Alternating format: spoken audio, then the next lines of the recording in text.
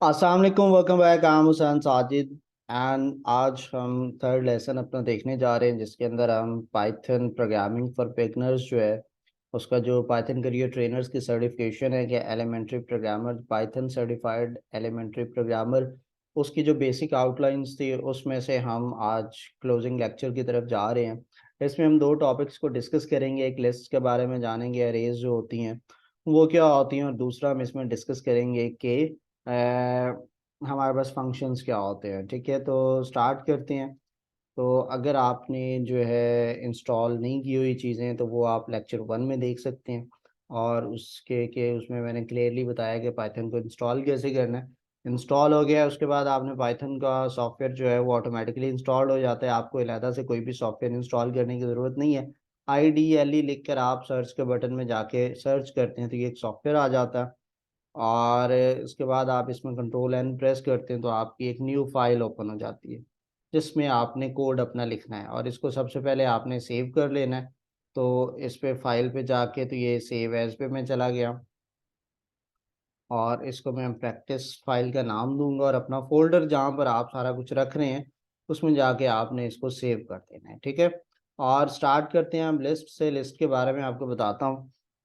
आपने चार मार्क्स लेने और उसकी एवरेज लिखनी हो तो आप लिखते हैं जी num1, num2, num3 और num4। तीन चार वर्ड्स हैं, आपके लिए लिखना कोई प्रॉब्लम नहीं है, लेकिन यही आपके लिए 100 वर्ड्स आ जाते हैं तो 100 भी लिखना कोई इतना प्रॉब्लम नहीं है, बट उसको याद रखना प्रॉब्लम है। ठीक है, तो उसके लिए हमें एक ऐसे डेटा स्ट्रक्चर की ज़रूरत होती है जो एक सीरीज के अंदर सीक्वेंस में सारा डेटा वन बाय वन उसको स्टोर भी कर ले और वो चीज़ इकट्ठी रहे। आप देखते हैं कि अक्सर आप फैमिली जो है ट्रैवल कर रही होती है तो आप टिकट्स बुक करवाते हैं तो आप इकट्ठी टिकट्स को बुक करवाना प्रेफर करते हैं। आप अलहदा-अलहदा जो है, कोई बंदा कहीं बैठा हो बस में, कोई कहीं बैठा हो या प्लेन के अंदर, तो आप ये एक्सेप्ट नहीं करना चाहते। आप चाहते हैं यार हम फैमिली हैं, एक लंबे सफ़र पे जा रहे हैं तो हमें एक सीक्वेंस में इकट्ठे एक दूसरे के साथ ही बैठना चाहिए ताकि वो ड्यूरिंग उसके सारी गपशप भी चलती रहे और आपका जो है वो सफ़र भी अच्छा गुजर जाए। तो उसके लिए आप फिर एक सीक्वेंस के अरेंजमेंट को प्रेफर करते हैं, या कहीं पर आप स्टे कर रहे होते हैं तो आप कहते हैं यार इकट्ठे इकट्ठे सारे लोगों के बिस्तर हों ताकि रात को देर तक गपशप भी रहे और अच्छा सा टाइम स्पेंड हो सके। तो प्रोग्रामिंग के अंदर भी ऐसा ही होता है, अगर रिलेटेड डेटा एक जैसा डेटा है तो उसको एक सीक्वेंस के अंदर उसको स्टोर किया जाता है। उसका नाम रखते हैं जी हम अरेस। ये कह लें कि same type of data to be stored in single variable. ठीक है, एक वेरिएबल के अंदर सेम टाइम का जो डेटा है, और डेटा सारा डिफरेंट डिफरेंट वैल्यूज होती हैं, आप उसको इकट्ठा जो है वो एक सिंगल वेरिएबल के अंदर स्टोर करवा सकते हैं, और जिसका नाम हम अरेज रखते हैं। ठीक है, इसके बाद हमारे पास आते हैं जी कि हम अरे बनाते कैसे हैं, और फिर उस डे अरे के अंदर जो है वो हम वैल्यूज कैसे रखवा सकते हैं, और फिर उनको हम वन बाय वन एक्सेस कैसे करते हैं। ठीक है, तो हम ये जाके सॉफ्टवेयर के अंदर ही काम करते हैं। तो मैंने एक मार्क्स की अरे बनानी है तो मैं लिखूंगा मार्क्स इज इक्वल टू, और स्क्वायर ब्रैकेट लिखूंगा, तो ये मेरे पास एक अरे बन गई है। मैंने इसमें मार्क्स लिख दिए। ठीक है, इस तरह से ये मैंने 5 वैल्यूज इसको दे दी हैं तो ये मेरे पास अरे बन गई है। अब इनको मैंने एक्सेस कैसे करना है, मैं लिखूंगा मार्क्स इंटू 0 तो ये पहली वैल्यू आ जाएगी, मार्क्स इंटू 1 तो ये मेरे पास दूसरी वैल्यू आ जाएगी। इस तरह से अलहदा-अलहदा मैं उनको एक्सेस कर सकता हूँ। ठीक है, और एक चीज़ जो डिफरेंट है, नॉर्मल काउंटिंग आपकी 1 से स्टार्ट होती है, अरेज की काउंटिंग आपकी 0 से स्टार्ट होती है। तो ये जो पहली वैल्यू है इसको हम और इनकी जो पोजीशंस है ना, ये पहली वैल्यू, दूसरी, तीसरी, चौथी, पांचवी, इनको हम इंडेक्स कहते हैं यहाँ पे। तो ये जो पहला इंडेक्स है वो 0 से स्टार्ट होता है, तो आखिरी जो फिफ्थ वैल्यू उसका इंडेक्स नंबर 4 होगा, क्योंकि काउंटिंग जो है हमारी वो 0 से स्टार्ट है। तो इसलिए हम उसको जो है वो 4 पे क्लोज करेंगे। सो बट इशू एक ये है कि इसको हम रन करेंगे तो ये कुछ भी रिजल्ट हमें नहीं दिखाएगा। इसलिए नहीं दिखाएगा कि हमने उसको कहा ही नहीं है कि प्रिंट करो। ये देखें एम्प्टी है, प्रोग्राम रन, और कैसे पता चलता है रन हो गया, ये ग्रेटर देन के एरोज आ जाते हैं और वहाँ पे ब्लिंकिंग स्टार्ट हो जाती है कि जी काम पूरा हो चुका है। तो फिर मुझे क्या करना पड़ेगा, इन सबको प्रिंट अगर मैंने करना है तो इस तरह से सबके ये फंक्शन होता है, पेस्ट किया, ठीक है, और सबके लास्ट में क्लोजिंग ब्रैकेट इस फंक्शन की, और ये एक एक्स्ट्रा लग गया है तो इसकी जगह पर भी, और ये क्लोजिंग ब्रैकेट मैंने लगा दिया। अब इसको मैं रन करता हूँ। अब ये देखें उसने सारी वैल्यूज मुझे डिस्प्ले करवा दी, और ये ग्रेटर देन का सिंबल इसके बाद लास्ट में मेरे पास आ गया, ठीक है। तो इस तरह से हमारे पास ये किसी भी वैल्यू को हमने इंडिविजुअल एक्सेस करना हो तो आपने उसका इंडेक्स नंबर, मैंने 43 को एक्सेस करना है तो मैं देखूंगा पहली वैल्यू 0 है, 1 है, 2 है, 43 का इंडेक्स नंबर 2 है, तो ये वाली लाइन मुझे 42 को रिटर्न करके देगी, ये मुझे वो ढूंढ कर ला के देगी, ठीक है। तो इस तरह से हम वैल्यूज़ को एक्सेस करते हैं। नेक्स्ट हमारे पास आता है कि ये इसी तरह से ये वैल्यू है और मैं इसको ज़रा एक्सटेंड करना चाहता हूँ, और इसको हम लूप के साथ भी डिस्प्ले करवा सकते हैं, वो भी मैं अभी आपको बताता हूँ। ये मेरे पास आ गया है 17, 19, 27, 28, 29, ये मैंने एक लंबी सारी बना दी है। अब मैं क्या करूँगा, बजाय इसके मैं इधर एक फॉर आई इन मार्क्स, मैं डायरेक्टली इन सब को प्रिंट करना चाहता हूँ।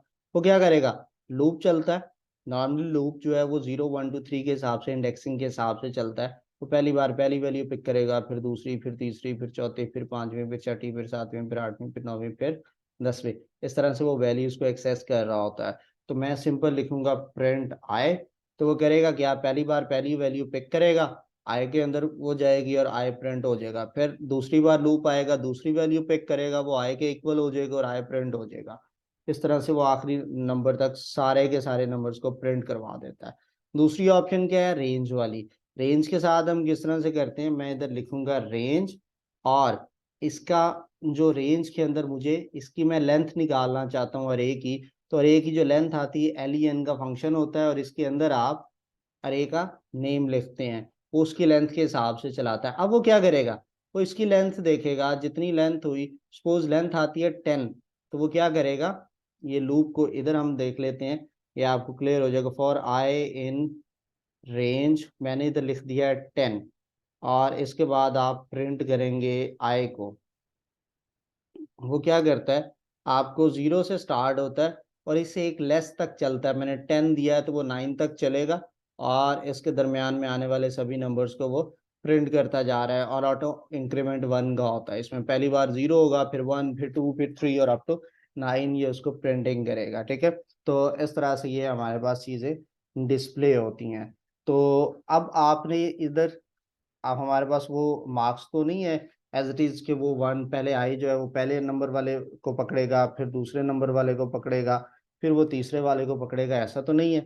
फिर क्या होगा, वो हमारे पास इंडेक्सिंग के हिसाब से चलेगा, तो हमने उसको इंडेक्स देना है यहाँ पे। अब आएगा मतलब 0, 1, 2, 3 है, क्योंकि एल जो है ना, ये सिर्फ इसकी लेंथ बताएगा कि इसका साइज 10 है, तो वो 0 से 9 तक वैल्यू देगा। फिर मैं यहाँ पे आऊंगा और मैं लिखूंगा मार्क्स, और ब्रैकेट में आए, पहली बार आए की वैल्यू 0 होगी तो वो मार्क्स 0 को प्रिंट करेगा, दूसरी बार आए की वैल्यू 1 होगी वो मार्क्स 1 को प्रिंट करेगा, तीसरी बार आए की वैल्यू 2 होगी तो वो मार्क्स 2 को प्रिंट करेगा।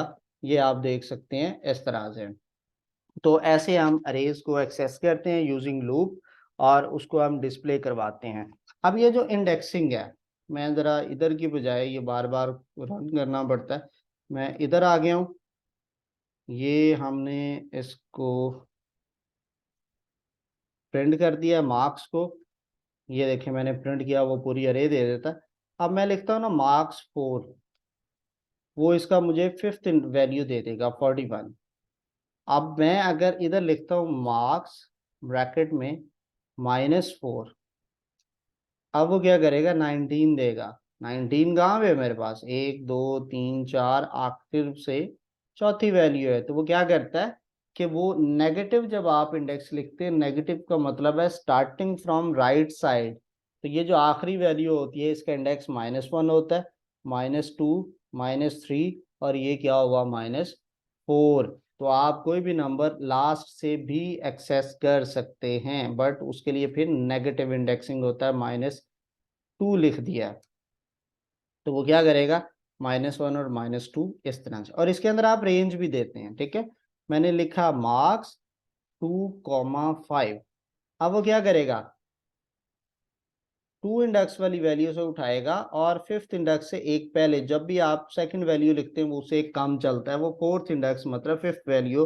तो ये देखें, एक ये दो वैल्यूज, ये चार, और 41 इज द फिफ्थ वन, ठीक है, जिसका इंडेक्स नंबर 4 है। तो उसने इंडेक्स नंबर 2 की वैल्यू को पकड़ा और 5 तक जाएगा, 4 इंडेक्स तक। इसके दरम्यान में 2 3 4 तीनों इंडेक्सेस की वैल्यू को वो प्रिंट कर देगा। अगर आप ये नेगेटिव लिखते हैं, मैंने लिखा है मार्क्स और ये लिखा है, इसका मतलब है कॉलन जब भी आप देते हैं, कॉलन से पहले स्टार्टिंग वैल्यू और कॉलन के बाद एंडिंग वैल्यू होती है। तो स्टार्ट में आपने कुछ नहीं लिखा तो स्टार्टिंग वैल्यू पहला इंडेक्स है, और आखिरी फोर्थ मतलब 3 तक जाएगा, वो थर्ड इंडेक्स तक वैल्यू को प्रिंट कर देगा आपको, ठीक है। आपने इसी तरह से नेगेटिव लिखा, -1 टू -5, वो क्या कर देगा, एम्प्टी। क्यों? क्योंकि उसने ऑनवर्ड, ये स्टार्टिंग होता है और उसके बाद ये एंडिंग होता है, हमने उल्टा दिया है। स्टार्टिंग तो ये आखिरी वैल्यू है, इसके बाद उसको आगे कुछ मिला ही नहीं है, इसलिए उसने, तो इसको हम उल्टा करेंगे, मार्क्स -4 कॉलन -1। अब वो हमें रिटर्न करेगा आखिर से -4, और आखिरी वाले को आपको पता है वो स्किप करता है, तो वो -1 से पहले रुक जाएगा, इन तीन वैल्यूज को वो आपको रिटर्न कर देता है। तो इस तरह से हमने देखा कि कैसे वो रेंज ऑफ इंडेक्सेस के अंदर और नेगेटिव के अंदर वो काम करता है, ठीक है। नेक्स्ट जो हम इसमें देखने जा रहे हैं वो है रेंज ऑफ नेगेटिव इंडेक्सेस, भी हमने देख ली। तो अब हमने एक चीज देखनी कि चेक करना है कि अगर एक वैल्यू उसमें एग्जिस्ट करती है कि नहीं। F23 n मार्क्स, तो क्या करो, प्रिंट करो हुसैन साजिद। अब प्रिंट किया उसने, कर दिया है। मैं अगेन लिखता हूँ, F24 n मार्क्स, प्रिंट। अब वो कुछ भी नहीं करेगा, रीजन 24 उस लिस्ट के अंदर, ये वाली जो लिस्ट है मार्क्स की, इसमें एग्जिस्ट नहीं करता। तो ये कंडीशन होती है बेसिकली। तो ये अगर उसमें एग्जिस्ट करता हो तो वो ट्रू रिटर्न करता है, अगर नहीं हो तो वो माइनस इंडेक्स रिटर्न करता है। तो इस तरह से हम चेक कर सकते हैं कि एक आइटम के अंदर, एक लिस्ट के अंदर कोई नंबर एग्जिस्ट करता है या नहीं करता। अब अगर आप इसी लिस्ट के अंदर, ये जो लिस्ट है, मैं इसमें 95 एंटर करना चाहता हूँ, तो मैं लिखूंगा मार्क्स डॉट इंसर्ट। तो मैं 95 से पहले बताऊंगा, या 96 आ गया, कि मैं किस पोजीशन पर एंटर करना चाहता हूँ। मैंने कहा थर्ड इंडेक्स के ऊपर। अब आप इसको सर्च लिखें, प्रिंट करें, 0 1 2 3 था, 3 पे पहले 14 था, अब 0 1 2 3 थर्ड इंडेक्स पे क्या आ गया, 96। वो उस इंडेक्स से ऑनवर्ड वैल्यूज को एक एक इंडेक्स राइट पे मूव कर देता है, और मिडल में वहां पर एक वैल्यू को इंसर्ट कर देता है, ठीक है। तो बाकी लैंग्वेजेस में ये फैसिलिटी नहीं थी, यहाँ पर हम ये डायरेक्टली काम कर सकते हैं। तो इस तरह से हम कहीं पर भी वैल्यू इंसर्ट कर सकते हैं। बट अगर आप आखिर में इंसर्ट करते हैं, फिर पोजीशन के बताने की ज़रूरत नहीं है, जस्ट लिखें मार्क्स डॉट अपेंड और ब्रैकेट में दे दें 32। अब इसको प्रिंट करें तो वो लास्ट में ऑटोमेटिकली 32 एंटर हो जाएगा। इसकी अगर आप लेंथ देखना चाहते हैं तो आप इस तरह ब्रैकेट में लिखेंगे तो वो बता देगा। एलियन का बिल्ट इन फंक्शन है, और इसके ब्रैकेट में पैरामीटर के तौर पर आप जो भी देंगे वो आपको बता देगा इसकी लेंथ कितनी है, 12। इसमें 12 वैल्यूज इस वक्त मौजूद हैं हमारे पास। अब नेक्स्ट जो है, इसमें से आप रिमूव कुछ भी करना चाहते हैं, तो जब आपने रिमूव करना है तो आप वैल्यू बताएंगे कि कौन सी वैल्यू आपने रिमूव करनी है, ठीक है। तो मैं इसके अंदर से 96 को रिमूव करना चाहता हूँ, तो मैं लिखूंगा मार्क्स डॉट रिमूव। तो रिमूव के साथ मुझे वैल्यू बतानी पड़ेगी, फिर वो उसको रिमूव करेगा। अब देखें, इसमें से 96 खत्म हो गया। मैं अगेन लिखता हूँ 96। अब वो क्या कर देगा, एरर कि जी ये नंबर तो उस लिस्ट के अंदर मौजूद ही नहीं है जिसको कि आप रिमूव करवाना चाह रहे हैं, ठीक है। सो दूसरी ऑप्शन भी होती है पॉप। मार्क्स डॉट पॉप लिखेंगे तो वो ऑटोमेटिकली लास्ट आइटम जो है वो बता भी देगा कि ये है, और उसको उसमें से वो रिमूव भी कर चुका होगा। अगर आप अब लिखें, देखें आखिर में 32 नहीं है। आप अगर कोई और आइटम निकालना चाहते हैं पॉप के थ्रू, तो फिर उसकी पोजीशन बतानी पड़ेगी, मार्क्स डॉट पॉप। अब आपको पॉप के थ्रू रिमूव करवाना है तो उसका इंडेक्स मैं 14 को रिमूव करवाना चाहता हूँ, 1 2 3 4, चौथी वैल्यू तो इंडेक्स इसका कितना बना 3। अब आप देखें तो वो मार्क्स उसके अंदर से रिमूव हो चुका है। ठीक है, तो इस तरह से। और दूसरा इसको टोटल एम्प्टी करना है, मार्क्स डॉट क्लियर।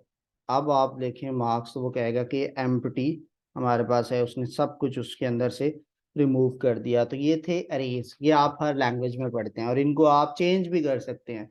अब मैंने चूंकि वो रिमूव कर दिया है, तो हम इसको अगेन क्रिएट करते हैं, क्योंकि क्लियर की वजह से वो सारा कुछ एम्प्टी हो गया है। अब ये हमारे पास मार्क्स की लिस्ट हमने दोबारा बना ली। अब मैं ये 43 की जगह पे चाहता हूँ कि ये 43 नहीं है, ये 44 था, तो इसके इंडेक्स नंबर 0 1 और 2 है, तो मार्क्स 2 लिखेंगे इक्वल टू 44। इस तरह से उसने 43 को रिमूव करके उसकी जगह क्या लिख दिया, 44, वैल्यू अपडेट हो गई है। तो आप लिस्ट के अंदर वैल्यू अपडेट कर सकते हैं। एक और ऑप्शन होती है हमारे पास, उसको बोलते हैं टपल।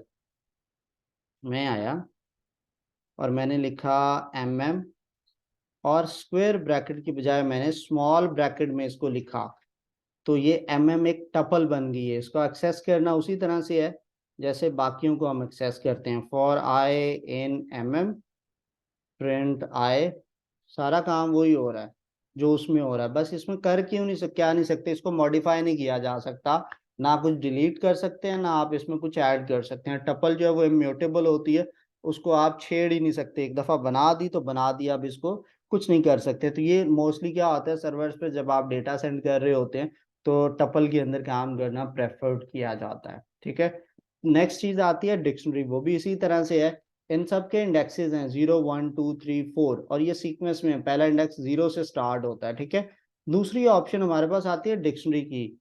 मैंने लिख दिया एक्स के नाम की मैंने डिक्शनरी बनाई है, या मार्क्स ही है, मार्क, मार्क के नाम से मैंने बना दी। ये करली ब्रेसेस होती हैं। ठीक है, अब इसके अंदर जो है की और वैल्यू होती है। मैंने कहा जी अली के मार्क्स जो हैं वो 23 हैं, और आयशा के जो मार्क्स हैं वो हैं 43, और सोनिया के मार्क्स हैं जी 42, और बिलाल के मार्क्स हैं 34। ये मैंने बंद दी इस तरह से, वो मुझे अच्छा वो मार्क, तो वो अली के मार्क्स, आयशा के मार्क्स, सोनिया के, वन बाय वन एक्सेस करना है। तो आप क्या लिखेंगे कि मार्क, और ब्रैकेट में इंडेक्स का नेम लिखना पड़ेगा, कौन किसके मार्क्स चाहिए, आयशा के। वो इस तरह से मुझे रिटर्न कर देगा। तो ये हमारे पास डिक्शनरी होती है। ठीक है, तो ये हमने थोड़ा सा लिस्ट का टॉपिक पढ़ा है। नेक्स्ट हमारे पास जो आता है वो आते हैं हमारे पास फंक्शंस। फंक्शन क्या होते हैं, आपने कोड लिखा है और आप उसको रिपीट करना चाहते हैं। अच्छा, एक और चीज़ ऊपर में बताना भूल गया, मिनिमम और मैक्सिमम नंबर भी आप निकाल सकते हैं। मैंने मार्क्स डॉट मिन लिखूंगा, वो ओके, उसमें से मिनिमम, इस तरह से मार्क्स में से मुझे मिनिमम और मैक्सिमम नंबर भी इस तरह से पता चल सकता। ठीक है, तो हम बात कर रहे थे फंक्शन की। फंक्शन क्या होता है, रीयूजेबल कोड होता है। आपने एक चीज़ लिखी है और आप चाहते हैं कि जी वो दोबारा से अगेन आप उसको यूज़ करें, तो आपको वो सारे का दोबारा कोड लिखना पड़ेगा। तो फंक्शन हम इसलिए बनाते हैं कि हम उस कोड को बार बार यूज़ कर सकें। अब मैं चीज़ों का एरिया कैलकुलेट करना चाहता हूँ, तो मैं उसका फंक्शन बनाना चाहता हूँ। फंक्शन कैसे मैं बनाऊंगा, DEF, फंक्शन का जो भी नेम मेरा है एरिया, इसको लेंथ और विड्थ में दूंगा, तो कॉलन, तो ये मुझे उसका एरिया दे देगा। अब एरिया क्या होता है, प्रिंट, मैं लिखूंगा एरिया, और इसके बाद ये जो भी मेरे पास लेंथ आएगी वो उसको मल्टीप्लाई कर देगा विड्थ के साथ। तो अब आपने ये एरिया बन चुका है। फंक्शन बनाने का तरीका ये है कि आप डमी वेरिएबल देते हैं, और इनको फॉर्मल,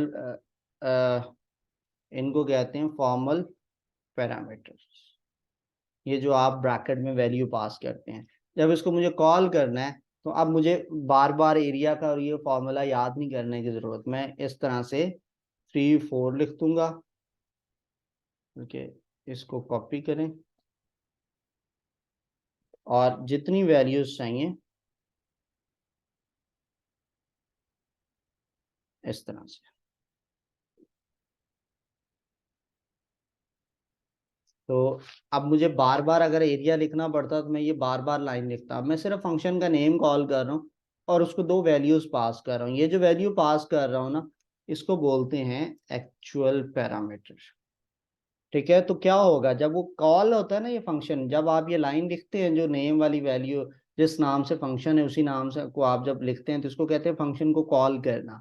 तो ब्रैकेट में आप जो वैल्यू दे रहे हैं, ये जो फर्स्ट वैल्यू है ये कॉपी हो जाती है इस फर्स्ट पैरामीटर के अंदर, और ये जो सेकंड वैल्यू है वो कॉपी हो जाती है सेकंड पैरामीटर के अंदर। तो इस तरह से वो उनको पकड़ के मल्टीप्लाई कर देगा और रिटर्न कर देगा। तो अब आप देखें कि ये हर वैल्यू के अगेंस्ट मेरे पास एरियाज कैलकुलेट होकर आ गए हैं। अब मुझे चाहे 1000 दफ़ा भी एरिया निकालना है तो मुझे बार बार फॉर्मूला और ये स्टेटमेंट प्रिंट करने की ज़रूरत नहीं है। जस्ट फंक्शन कॉल करो, उसको दो वैल्यूज पास करो।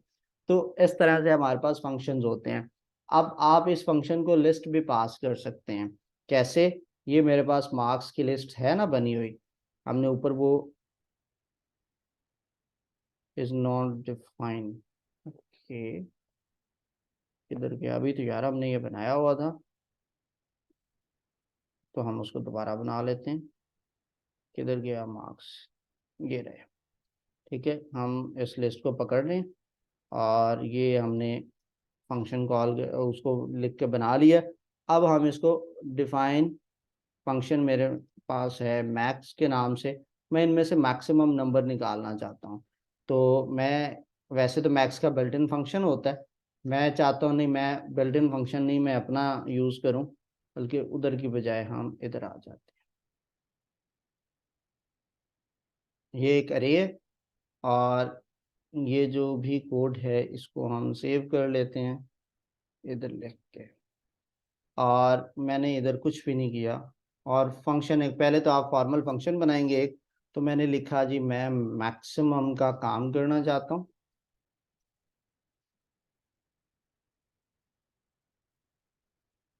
ठीक है, और मैं जो है मैक्सिमम के नाम से फंक्शन होगा, इसको एल एस टी के नाम की एक मैं लिस्ट दूंगा, तो वो मुझे इसमें से मैक्सिमम वैल्यू बताएगा। तो मैक्सिमम का क्या तरीक़ेकार होता है, आप एक जो पहली वैल्यू होती है उस लिस्ट की, आप उसको अज्यूम कर लेते हैं कि वो मैक्सिमम है।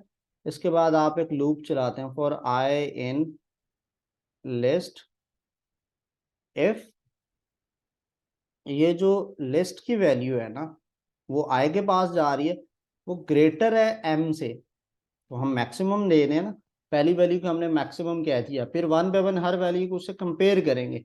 जैसे ही वो उससे ग्रेटर होगी तो क्या करो, उस आई को रखवा दो एम के अंदर। और लास्ट में जो है जब फंक्शन कंप्लीट हो जाता है तो आपने इधर प्रिंट कर देना है कि मैक्सिमम वैल्यू जो है वो क्या है, एम है।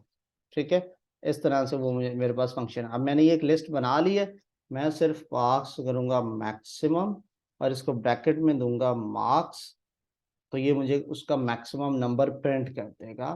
अब आप देखें वो कह रहा है मैक्सिमम इज 43, इसको अगर हम देखें ये 43 जो है वो इसके अंदर सबसे बड़ा नंबर है, मैक्सिमम नंबर है। ठीक है, तो इस तरह से फंक्शन काम करते हैं। फंक्शन दो तरह के होते हैं, एक कंप्लीट प्रोसेस को करता है, और एक सिंपल मेथड होता है जो सिंपल एक टास्क परफॉर्म करता है और आपको कुछ ना कुछ रिटर्न कर देता है। रिटर्न टाइप के फंक्शन को फिर आगे डिफरेंट वेज में यूज़ किया जाता है। कैसे किया जाता है, हम वापस चलते हैं अपने, इसको कॉपी कर लिया और हम जाएंगे अपने उस एरिया वाले प्रोग्राम के ऊपर, और उसको मैं वापस कॉपी करके ला रहा हूँ यहाँ पे। ठीक है, अब ये जो एरिया कैलकुलेट हो रहा है ना, मैं उसको प्रिंट नहीं कर सकता, वो सिंपल एक मुझे वैल्यू रिटर्न करेगा, लेंथ इनटू विड्थ। अब एक वैल्यू रिटर्न कर रहा है, उसके बाद अब मेरी मर्जी है मैं उसको यूज कैसे करूंगा। काम सारा वही हो रहा है, मैं इसको एक दफा रन कर रहा हूँ, मुझे स्क्रीन पे कुछ नहीं डिस्प्ले हुआ क्योंकि मैंने इसको प्रिंटिंग का कहा ही नहीं है कि ये जो वैल्यू आ रही है इसको प्रिंट करो। मैं इसको, ये जो वैल्यू आ रही है उसको किसी ना किसी वेरिएबल में पहले स्टोर कर लेता हूँ। ठीक है, अभी हम सबको नहीं यूज करते इन तीन को। वो वैल्यू जो आ रही है उसको मैंने वेरिएबल्स के अंदर कॉपी कर लिया, स्टोर करवाया, और अब मैं उनको प्रिंट करूंगा इस तरह से, एरिया और ए। फिर इसी तरह से इसी को कॉपी कर लें और ये 3 हैं, तो ए बी और सी है। ठीक है, अब इसको प्रिंट करें तो वो उसने हमें रिजल्ट दे दिया है। तो जो रिटर्न टाइप का फंक्शन होता है ना, वो डायरेक्टली खुद से आप उसमें कुछ भी प्रिंट नहीं कर सकते। वो क्या कर रहा होता है, कोई ना कोई एक स्पेसिफिक एक्शन परफॉर्म करके आपको एक रिजल्ट दे रहा होता है। जो रिजल्ट दे रहा होता है फिर उसको आपने आगे अपने हिसाब से यूटिलाइज करना होता है। जैसा कि मैं एग्जांपल दूंगा कि एक आपने बाहर का खाना खाना है, बट उसके दो तरह से तरीका कार है। एक क्या है कि आप ऑनलाइन फूड ऑर्डर करते हैं, और दूसरा क्या है कि आप जाके रेस्टोरेंट खाते हैं। जब आप रेस्टोरेंट में जाते हैं तो आप वहाँ पे बैठ के टेबल पे अपना स्पून से ऑर्डर देते हैं, और वो क्या करता है, खाना बनाता है, उसको प्लेट्स में डाल के आपके आगे ला के आपको फुल प्रॉपर्ली सर्व करता है। और हर वक्त आपके सर पे खड़ा होता है कि और कुछ चाहिए सर, और कुछ चाहिए मैम। दूसरा क्या है कि आपने फूड पांडा किया है या आपने चीते से कहीं से ऑनलाइन ऑर्डर कर दिया, तो आपके पास वो खाना तो आ गया है, बट वो जब डोर पे आता है तो वो पैकिंग हुई हुई होती है, और वो आपको हैंड ओवर करके चला जाता है कि भाई जैसे मर्जी खाना है, वो आपका मसला है। आप इसको चाहो तो ऐसे ही, अगर वो इस तरह का है लाइक फास्ट फूड टाइप है, तो आप डायरेक्टली उसी रैपर के अंदर ही, वो जो पैकेट है शॉपर है, वो बैग है, उसी के अंदर ही उधर ही बैठ कर तो खा लो। नहीं तो उसको निकालो, प्लेट्स में डालो, और उसको कट करके अगर आप खाना चाहते हो तो वो उस तरह से, वो अब आपकी मर्जी है। ठीक है, तो एक तरफ 100% चीज सर्व की जा रही हो, तो एक तरफ आपको ऑप्शन दे दी जाती है जैसे मर्जी करो। आप रेस्टोरेंट में जाते हो तो उधर आप अपनी नहीं, वो प्रॉपर प्रोसेस उनका होता है और आपको वो फॉलो करना पड़ता है। ठीक है, घर के अंदर वो आपको पकड़ा के चला जाता है। तो ये रिटर्न और बगैर रिटर्न का ये पर्पज है। रिटर्न एक स्पेसिफिक टास्क के लिए होता है, वो एक काम कंप्लीट करता है और आपको कोई ना कोई आउटपुट दे देता है। ठीक है, तो ये थी हमारी बेसिक कोडिंग। आई होप आपको बड़े अच्छे से समझ आया होगा। तो ये हमारा बेसिकली 3 दिन का एक बिगनर लेवल की बेसिक गो थ्रू आपको पाइथन से करवाना था। इससे रिलेटेड आपको कुछ एक्स्ट्रा वीडियोस भी, स्पोर्टिंग वीडियोस मिल जाएंगी। साइंटेक्स आपको 3 डेज की मेन वीडियोस के अंदर बता दिया, जिसमें हमने बेसिक को देखा, इनपुट आउटपुट ऑपरेटर्स को देखा, कंडीशंस को, लूप्स को, फंक्शंस को, और लिस्ट अरेज डिक्शनरीज को देखा। तो ये सारी चीज़ें आपको बता दी गई हैं। अब इनसे रिलेटेड आपको प्रैक्टिस के प्रोग्राम्स की कुछ एडिशनल सपोर्टिंग वीडियोस होंगी जो कि देखना ज़रूरी नहीं है, वो भी आपको मिल जाएंगी। और इसके बाद आपका एक एग्ज़ाम होगा, तो आप जब वो एग्ज़ाम क्लियर करते हैं तो फिर आपको उसका रेलेवेंट सर्टिफिकेट भी मिलेगा। तो अगर आपने स्टिल अभी तक पाइथन करियर ट्रेनर्स के इंस्टाग्राम पेज को फॉलो नहीं किया, तो अभी इंस्टाग्राम की ऐप ओपन करें और पाइथन करियर ट्रेनर्स को वहाँ पे फॉलो करें। अगर आपने एआई कम्युनिटी पाकिस्तान के पेज को फॉलो नहीं किया तो उसको भी जाके फॉलो करें। और अगर आप इंस्टाग्राम यूजर हैं तो वहां पर आपको एआई कम्युनिटी और जो है वो पाइथन करियर ट्रेनर्स का पेज मिल जाएगा, उसको भी फॉलो करें। अगर आप मेरे साथ कनेक्टेड होना चाहते हैं तो आप जो है वो लिंक्डइन पे जाके हुसैन साजिद, ये मेरी प्रोफाइल है, हुसैन साजिद ऑफिशियल मेरा यूजर नेम है, इसके थ्रू आप मेरे साथ कनेक्ट हो सकते हैं। अपना ढेर सारा ख्याल रखिएगा। अल्लाह हाफिज।